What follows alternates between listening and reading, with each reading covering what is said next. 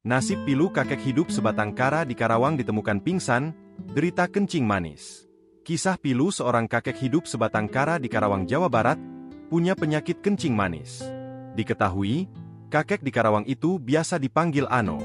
Kisah kakek Ano viral di media sosial setelah diunggah akun TikTok Budak Retail 22, Selasa, 30 Juli 2024. Dalam video itu, terlihat kakek Ano terbaring lemah seorang diri di rumah. Pengunggah mengatakan kakek Ano menderita penyakit kencing manis. Saat dilihat kondisinya, ternyata kakek Ano ditemukan pingsan dan stroke. Dalam video itu pun menunjukkan suasana rumah yang ditempati kakek Ano. Rumah itu terlihat penuh dengan debu dan begitu sepi penghuni selain kakek Ano. Terlihat juga sejumlah barang rumah tangga yang usang tidak terawat.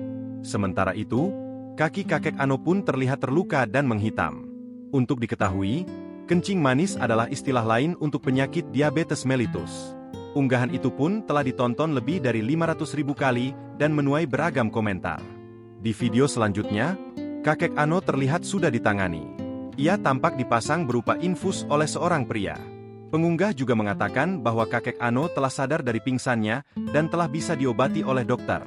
Selain itu, ia juga bercerita bahwa semangat kakek Ano untuk sembuh begitu tinggi. Kakek Ano berharap dirinya bisa sehat kembali dan beraktivitas.